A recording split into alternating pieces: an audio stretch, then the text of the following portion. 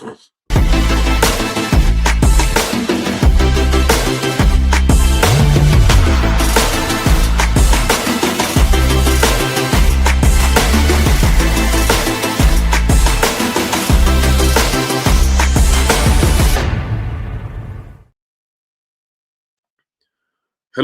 and good morning, everyone. Welcome to another episode of the Market Snapshot series.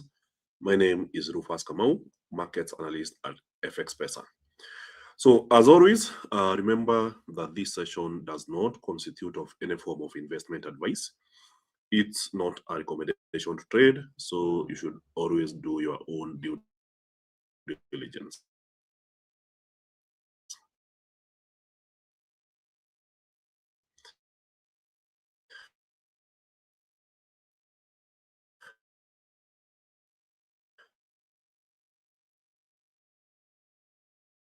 So, as of this morning,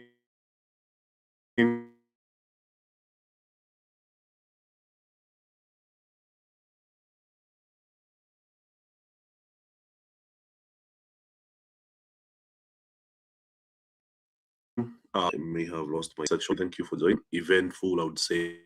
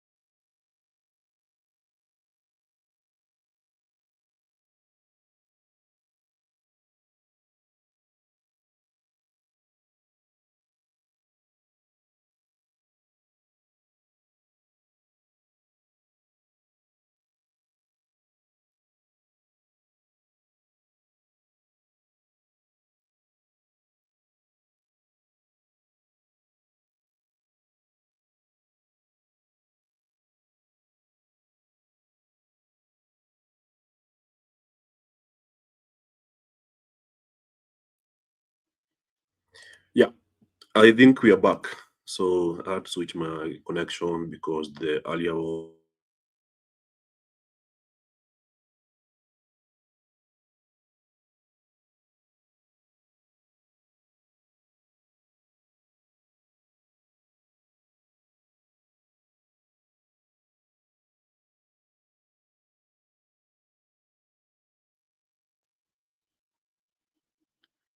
hopefully the signal is stable now. You can see Pal Dreams in the house. Thank you for joining. So as you can see, very first thing on your screen is FinViz. This basically is the section of the website where we check on the Forex performance. So the month-to-date performance in currencies shows clearly that the dollar has been king, but also the Canadian dollar has really benefited, up 0.43% against the USD, mainly because of the current strong rally that we have seen in oil prices. So the UK pound has really recovered. It's only down 0.07% against the dollar on the month. Australian dollar is also pretty strong, whereas the biggest weakness we have seen is in the euro, which is down 1.39%. So as per today, now focusing on how the currencies are recovering. So since last night's speech by US President Donald Trump, he basically mentioned that they are trying to de-escalate the war, and this gave the market some reprieve. So we have seen the dollar being weak, whereas other currencies are recovering against the USD, with the strongest currency being the Australian dollar, which is up 0.38% against the USD.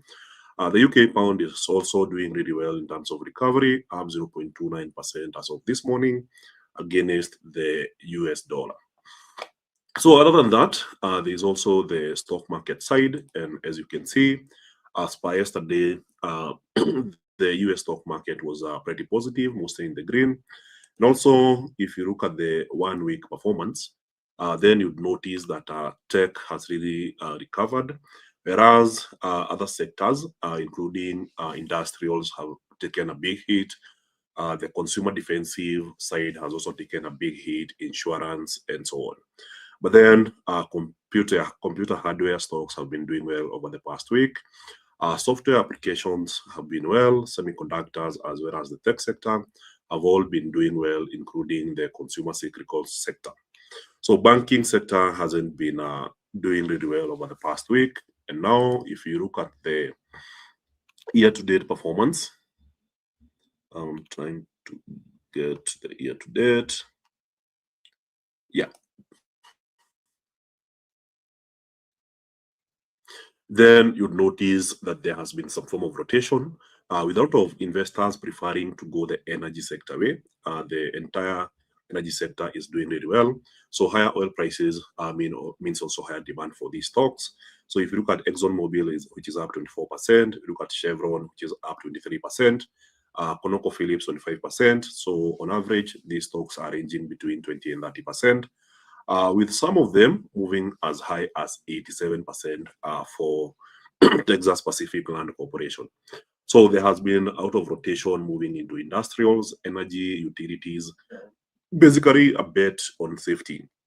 When investor appetite is high, investors will tend to go for tech stocks that tend to move a lot faster than other stocks. But then when there's a concerns about safety in investing, then you'll see this rotation happening. So other than that, so we know that as of this morning, we had inflation report coming in from China, where for the first time in quite a period, I would say since March 2023, we are seeing CPI recovering in China, jumping to 1.3%, a level that we last saw in March 2023, which means that China has been battering deflation for some good time now, or rather, inflation has been below the People's Bank of China's target. So this is a positive indicator that the Chinese economy is recovering well. So also for producer price index, there has been a slight improvement to negative 0.9%, which is up from the prior reading of negative 1.4%, meaning that prices in China are picking up. So also, most importantly, it's very important to cover what happened on Friday last week, and that's on the US non-farm payrolls. So if you look at the average hourly earnings, that is the wage growth, it was up at 0.4%, higher than the expected 0.3%, but matching the prior month's 0.4% increase. Then core retail sales were up 0.0%, so we didn't have a change in the month of February. Same thing as the month of January, meaning that core retail sales are not increasing for the past 2 months. So the big alarming data point was the US non-farm employment change, or the non-farm payrolls, where there was a big drop in jobs of 92,000 versus an expectation of positive 58K. Also versus the prior reading of 168K, 126K, which was revised downwards from 130K. So this shows a very deep weakness in the US labor market, which may trigger the Fed to react. If the job market is worsening, then the Fed might react to this, similar to what they did in September last year. So when the job market was worsening, they went for rate cuts. So if you look at the unemployment rate, there was a spike from 4.3% to 4.4%, also showing that the US economy is weakening. Retail sales were down 0.2%, compared to the prior month where we had no change, meaning that even the US consumer is feeling the heat, and this might trigger the Fed to consider going for a rate hike. So, a rate cut, sorry. So while this might be quite concerning, the expectations for the next Fed meeting, which should be happening on the 18th of this month, are still bound on the fact that the Fed will likely not cut. So if you look at the CME Fed Rate Watch tool, there is a 97.4% probability that the Fed will not be changing interest rates. So they remain between 3.50% and 3.75%. However, this could change drastically after the March 18th meeting. So this may still continue backing a strong dollar. But then after the 18th March meeting, there could be strong speculations that the Fed could be going for a cut. And that should be on the next meeting, which will be on the 31st of March. So Sorry, not 31st, but 29th of April. That's when the next meeting will be happening after the 18th March one. So clearly, we'll be having a full month of speculations on the Fed rate. So also looking at other news currently in the happening in the market, we don't have any major breaking news as of this morning. If you look at the Iran side, Iran's army says it targeted refineries and fuel storage in Israel's Haifa with drones in retaliation to attacks on oil depots in Iran. So this is a report that just came in the last 10 minutes. So Japan's Koizumi and U.S. Secretary of War Hesgeth spoke on Tuesday over phone, of course, discussing the current progression of the war in Iran. So UAE has lowered output by 500,000 to 800,000 barrels per day, Kuwait about 500,000 a day, and Iraq by about 2.9 million barrels a day. So clearly, oil resources have been hit across board, and this can only mean one thing. There should be scarcity of oil, which is expected to drive oil prices higher. So looking on this other side, especially from the Yahoo Finance side, so stock market today, Dow, SP 500, Nasdaq futures, currently on a rally, not falling. Oil slides after volatile day on Wall Street. We know that oil had really moved higher, but then yesterday in the evening and as of this morning, we have seen oil prices declining further back downwards. So US stock futures fell late on Monday after a turbulent session in which equities staged a sharp rebound after plummeting against soaring oil prices. So futures linked to the Dow were down 0.3% before making a recovery this morning. And all we are seeing as per this morning is positive momentum in our US equities. So other than that, there's one thing I wanted to pass by you guys. On one side, we have traditionally used these websites to grab market moving intelligence and news that we use to identify trading opportunities. However, there's a big warning that in times of war, the goals can really change for these media companies as well as their editors because there is a heightened form of environment. People are loyal to their government, so they might want to shape narratives in one way or another. So a good example is the current headline that you can see on Reuters. Iran says oil blockade will continue until attacks end. So while this is true, we know that Iran has been allowing Chinese and Russian oil ships to pass by the Strait of Hormuz. So as you can see, it's not full truth. And if you're using these to make a trading or investment decision, it might not be very accurate. So while we would not want to see the war escalating, and we are hoping to see the de-escalation happening, it's time not to fully trust the news sources. And in such a period, what you do is focus on the prices on your charts because the prices tend to always tell you the truth. So on this other side, oil slides after Trump seeks to ease concerns over the war's length. So oil tumbled after US President Donald Trump said the Iran war will end soon as he faces mounting pressure over the conflict that's upended global energy markets and sparks concerns about an inflation crisis. So Brent and West Texas Intermediate or US oil both tumbled more than 10% before clawing back some losses. After a dramatic session on Monday that saw extreme price swings, Trump's efforts to calm the market prompted crude futures to retreat on Tuesday. On top of resolving the war, he would waive oil-related sanctions to get the U.S. Navy to escort tankers through the Strait of Hormuz.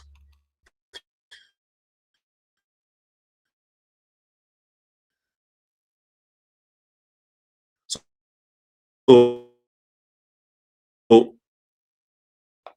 that among Trump's and how it triggered a lot of liquidations.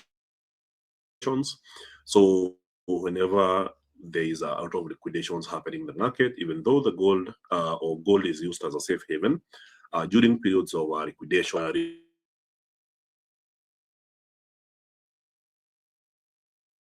prices. However, on the long term, we still remain pretty positive on the bullish market in gold, and we hope that will be continuing later in the year. So on the other hand, we have also seen Bitcoin getting on a recovery path. So I'm trying to see if there is any other highlight we may have missed. Almost all highlights on Forex Factory are all about Trump. Trump says war could be overthrown. Trump on Iran, we won't relent until the enemy is totally and decisively defeated.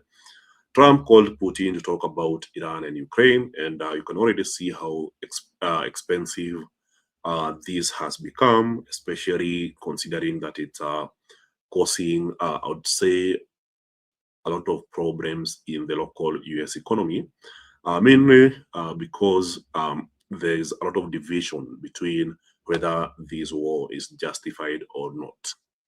So I'm trying to see other highlights. So from trading economics, the key highlight is about oil prices. So oil prices retreat. As you can see, Brent crude is down 5.58%. 5.31%. US crude oil 5.58%. So this is a price action that just happened as of this morning. So while on one side, energy prices have been going down, we adjust to a jump from 5 to 8%, meaning that Brent and WTI are still falling. On the other hand, for food, commodities, and coal, they are moving up. Coal up 4.73% and wheat 4.89%. So another highlights, Australia consumer sentiment bounces back. China exports surge 21.8% year over year in January, February. Dollar holds decline on Trump's remarks. Gold rebounds. Japanese shares rebound as oil retreats. And Japan's Q4 GDP growth revised upwards by 0.3% quarter over quarter. So I don't think we have any other major highlights. And with that in mind, I believe we should be able to move on and get into technical analysis part of the presentation. So if you're very new to trading, you should know that these sessions happen every day, Monday to Friday at 11 a.m. And also we have a free beginner course. It's called Novice to Pro with Rufus Kamau. You can check it out on FXPesa YouTube. And also on our latest event on the Bullish Banter podcast, we were able to record the full episode for the panel.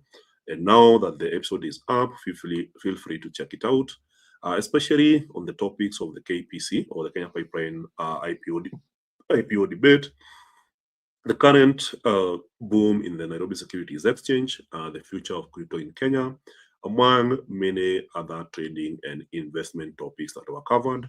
We had a very rich panel of Gishuki, we had Saruni from Binance, we had Anthony Kembati, so make sure to check it out on your own free time. So that being said, I believe now we can move on and get to some technical analysis.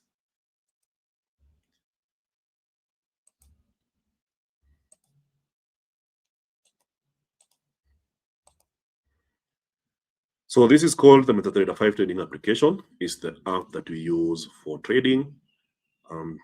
Still waiting for it to load properly.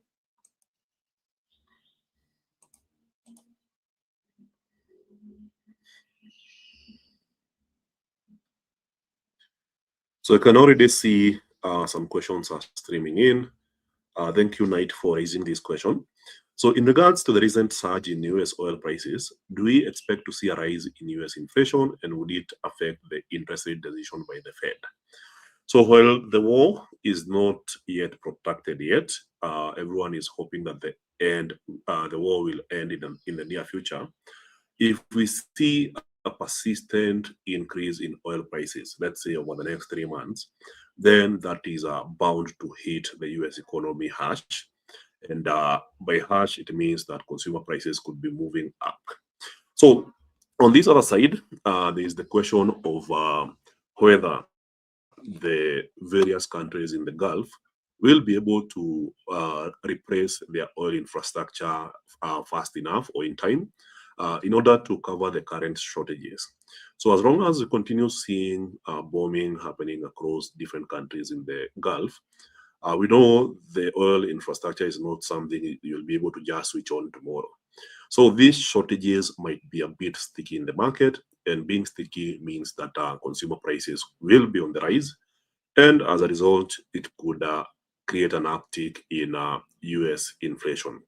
So while we wait for the various voting Fed members to present various speeches before the next meeting, the focus will be on whether these FOMC members put more weight on the first mandate or the second mandate. So the first mandate for the Fed is usually to stabilize prices, make sure inflation is around 2%. The second mandate is to ensure full employment. So if you saw such a big difference happening with the US non-farm payrolls, then one of the mandates could take precedence. And if it's a worsening job market, that is usually very unpopular politically. So we could be seeing the Fed going for rate cuts to support the job market, and then perhaps rate hikes later. But for now, the key focus is on what the Fed members will be saying before they meet on the 18th of this month. So there's also a question to check on USBN. We'll be checking on that kindly. So clearly, you can see that the first chart on your face here on the MT5 is the chart of the US 30 or the Dow Jones Industrial Average. And this is one market that opened with a gap yesterday. And since opening, it kept pushing higher and closed up by over 2.46%. And then you look at the market open today versus the movement. We went down about 0.5%, and now we are up about 0.45%, which likely implies that the stock market will continue recovering today following yesterday's positive sentiments from Trump. However, the war has not ended yet. There's still bombs landing left, right, and center, which means that the risk on stocks is not yet gone. So what this means is that we are likely experiencing what we call a dead cat bounce, where the market recovers, gets to resistance, and then continue moving further downwards. So in short, I'll be looking for a very short extension of the current rally, perhaps to Friday's high. But then from there, I anticipate that we could be looking at the market moving further back downwards. So this is not proven yet, so it's a matter of wait and see. So we'll be waiting to see what the market does once it gets here. So it's the same thing for the NASDAQ or the UT 100. So despite having 4 consecutive weeks of sideways momentum, big scare over the last 2 weeks, here we are seeing a very strong recovery, and the market is fast approaching a key level of resistance, which was the highest price as per Thursday, Friday last week. So the recovery could extend here. Then this sharp recovery could also be seeing some form of profit taking. So while on one side, the market is expected to retest this area here, at some point we could be seeing some profit taking and the market taking a step backward. So for the NASDAQ, I wouldn't be overly bullish, mainly because the war premium is still there. So you also look at US 500, it's still the same thing. We are very fast approaching a key level of resistance. I'm working with Friday's high, and the market is basically pushing to retest this area here. But then from there, the rest is wait and see. So you don't want to be overly bullish when the markets are still facing some more scare and random announcements that could be happening from Trump as well as the US leadership. So you look at gold, 4 days sideways momentum. With these 4 days sideways momentum, the market is currently retesting the upper trend line. So we haven't broken that in 4 days, but then if we happen to break, then we'll be looking at a high that we last saw on the 24th of February. So breach above the current price could potentially extend to 52, 53 price level. However, the consensus from my side is that gold finds resistance and moves back down towards the lower trend line. So unless something changes and you have a break, the idea is to trade within the range, which is a sideways momentum that we have experienced for the last 4 days in gold. So you look at silver, it's also mounting a very strong recovery. managed to get out of this range. This sideways momentum broke towards the upper side, and now it's looking to push even higher and perhaps retest the 92.2 price action area. However, that's not a guarantee yet. You can see the market losing momentum, especially from the Asian session. Here we are looking at Sydney and Tokyo. So despite starting with a strong pump, there was a pullback, and now the candlesticks are getting smaller and smaller. So perhaps we should be waiting for the New York Open to see whether the market will be pushing further back downwards or breaching and moving for a new high. So that hasn't happened yet. So it's still a wait and see kind of a market. But then there are other opportunities in other markets. So the elephant in the room, these should be oil prices. So from open yesterday, prices were up 27%. They ended up deleting all the gains and closing down about 4.77%. So with this kind of momentum, can we agree that the war is still continuing and more oil infrastructure is continuing to be hit? So despite yesterday's speech by Trump, it doesn't reverse all that damage in oil infrastructure. And this basically means that despite the sharp drop that we got yesterday, there's still appetite for higher oil prices. So we can already see it setting up. So if I move to a smaller time frame, in this case, the 5 minutes time frame, then you'll notice that there has been this consistent particular trend line here on Brent oil prices, and it seems like the market is yearning to breach it and move higher. So you observe to see if the market breaches this, and if there's a breach, then it means only one thing, that oil prices are moving high up again. So that hasn't happened yet. So we remain watching patiently, and once the opportunity comes in, then we start looking for those buys. So on the other hand, if we look at the currency side, all the major currencies are basically making an impressive recovery against the USD. So for AUD/USD, it has been pushing higher up since morning, and we could potentially see it resuming the prior high of 0.71356. So whenever you see such a strong move, of course, there will be some form of pullback. So be careful with this one. But then there are other currencies that are making even stronger directional movements. So for USD JPY, this is one currency pair we have been watching. Remember last week we talked about a bounce from here and a move to this resistance area. But then Monday we had a pullback, and today the market is retesting a key level value area that has been acting as support. So you go to the 15 minutes chart, you can see that there was an attempt to break and move lower. But then it seems like the market is finding some key level support around this area here. So if this happens to be a liquidity grab, then that means that we remain within the channel and the market retests the previous high that we had seen yesterday. So owing to the fact that the dollar is still pretty strong, there's a high likelihood it could bounce from here and recover. So look at the dollar Swiss franc. It's already retesting the low that we saw on Friday. And this means that we are in this cycle moving towards the lower trend line. But then at some point, you should be expecting to see some form of a bounce from the lower trend line here. So a bounce could play out around this area here. But as for today and yesterday, this is one pair that has been extremely bearish, meaning that the dollar has been losing some ground to the Swiss franc. So you look at the euro, a strong bounce yesterday, strong bounce today, and now a potential push all the way up to this area here, around 1.174, looking to retest this prior support, now turned into a resistance. So it's a pretty amazing bounce from the lower side. And if you zoom out on the forward chart, you can see that the market went for some liquidity here. But since then, the euro has been making an impressive recovery. So it seems like a bullish week for the euro. So you look at the pound, it's the same thing. We had a 5-day sideways momentum, a breach towards midnight yesterday, retest of this resistance, stand support, and now we have broken the upper trend line.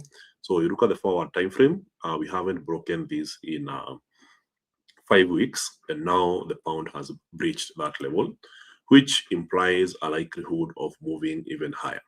So while I may not be very aggressive with targets, I would be looking at this area here. 1.35, a pretty important round number for the pound, and a potential push to that area, 1.35 price level. So I don't know if you have checked New Zealand USD, which is also pretty bullish from yesterday and today. But then we're already approaching a key level resistance, and it seems like the market is rejecting this high. So if this was the Asian session high, the market gets back here in London, fails to break, then that can only mean one thing, and that would likely imply the market going back and retesting the Asian session low. So for USD CAD, this has been one of those mixed up markets. Both the dollar and the Canadian dollar have been very strong. However, this sharp sell-off that happened yesterday and also on Friday can be correlated with what's happening with the oil markets. So we can see how oil markets were dropping yesterday, but then they seem to be finding support.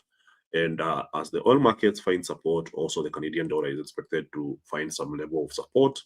So potentially looking to retest a key level support, which also served as the Asian session low. So for USD, we already discussed this being a profit-taking area. So while the market may be pushing higher, at some point we should be seeing the Australian dollar weakening to the US dollar. So on other equity indices, you can see UK 100 or the FTSE 100 index making a very strong push. This is from the bottom that we saw yesterday. So today the bullish momentum has continued, and if you look at Friday's high, it seems like a likely very good target for the market today, looking to make a full recovery from the Friday's high. So the Hang Seng index is also pretty bullish, having broken yesterday as well as Friday's high. And now it seems to be extending the bullish momentum, which would likely mean that we go and retest this high here. That's around 26,238 price level. And if you notice this area here, it was a key level resistance. So we could be seeing another retest of the same area. So on the markets that are mostly bullish today, I would say European equities are also really moving. So starting with the DAX or the German stock market index, we've seen the strong bullish momentum looking to recover from last week's losses. So right now it's a push to extend the rally to around 24,269, which was a high that we saw on the 5th of March. So the EU 50 is also pretty bullish. So here we are looking at a potential target around 5,922. The French stock market index also pretty bullish. We are looking at a potential extension of the rally to 8,212, which previously served as resistance, and this was on Thursday last week. The Swiss stock market index also really pushing higher, potentially looking to achieve 13,389. Netherlands stock market index looking to retest the Friday high around 1,007 price level. So it's a pretty bullish European market. So for SP 500 traders, Dow and Nasdaq, notice how the VIX had made a very strong rally. So looking at where the war started, or the beginning of the month, and looking at the gains in the VIX, it was up around 48% from the 27th of February. And then since getting all the way up, it has erased most of the gains, which means that the volatility in the SP 500 is expected to subside somewhat, or basically reduce compared to the market reactions we were seeing earlier. So the VIX coming back home means that the expected volatility is much lower. So that now taking us to the SP 500, you can already see this panic selling being neutralized in the market recovering, and it's also being felt across other US equities. This means the Nasdaq getting back up, erasing most of these losses, and also the Dow Jones continuing with the recovery path and getting back to its previous highs. So with that in mind, I'll be checking to see if there's any questions I may have missed. So a good question here, how do you change candle colors? I think I've done a comprehensive uh, analysis on how to use the tools on the MT5. They are available on the novice to pro course, and I believe I highlighted it.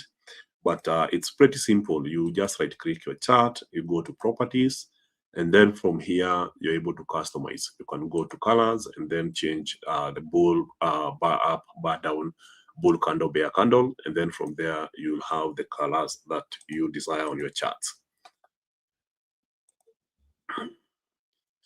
So also there's a question about the G7 oil reserve talks and the impact.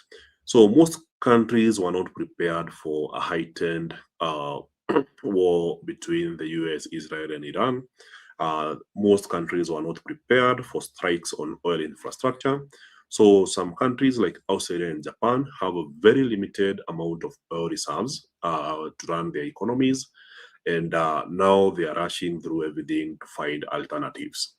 So while that may be true for Australia and Japan, for the Eurozone, they are backed into a corner. Most likely, they will be looking to renegotiate with Russia, remove sanctions from Russia so that they can continue purchasing oil from Russia.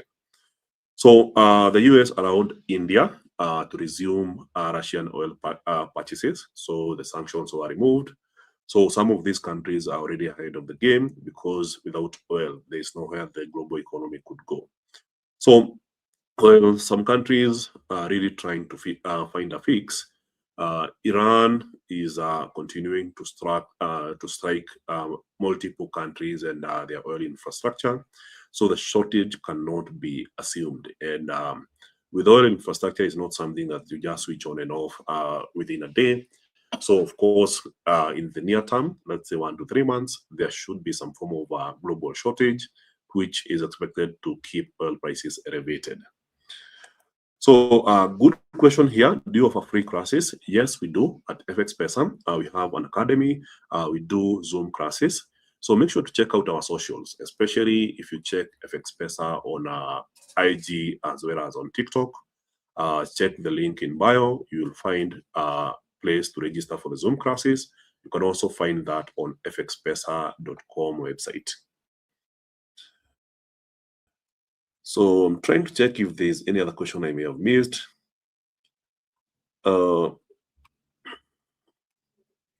I believe I've answered all the questions in the comment section. So thank you very much, everyone. Thank you for your time. Thank you for participating in this session. We always appreciate when you like and subscribe to the channel. And if you're watching this on X, simple like and retweet would more than help. If you have a community of other traders and you'd like them to benefit from this, you can copy the link. The sessions are recorded, which means that in case you missed anything or you joined late, you can always go back and rewatch the session and use the information to your advantage. So lastly, if we had to choose a chart of the day, I would go with Brent oil. Brent oil seems to be the most obvious trade for the day. Also, be very careful about your stops because it's a moment of heightened volatility. So if we happen to see Brent oil breaking above this trend line, which started somewhere yesterday, and there's a breach to the upside, then that would likely mean that oil prices are moving up again, and that would be an opportunity to buy. It hasn't happened yet, but then we remain patient. US equities are all bullish, that is the major indices. So I'll also be going for bullish positions on the Dow, the Nasdaq, as well as the SP 500. So that's all for today. Enjoy the rest of your day, and I hope that you have a successful trading day. Before I go, I think I've seen one more question here. I've seen Russia say they will shut door for Euro countries before they do in terms of supplying gas. Any impact? Well, Europe still has the money that was confiscated from Russia when the Russia-Ukraine war started. So it's not just a switch to allow oil to flow back to Europe. Of course, there will be negotiations and some ground to be given, considering the role of Russia as well as the EU in the current conflict between Russia and Ukraine. So Russia will be more than happy to sell gas and oil back to the EU. Of course, there will be negotiations to be had, so it's not something that could be happening at an instant.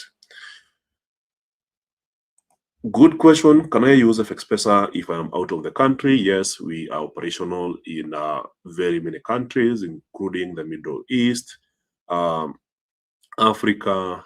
We are in the UK, we are in Seychelles, and many other countries. So in case you have any challenge, feel free to reach out to our team. So that's it for the day. Enjoy your day.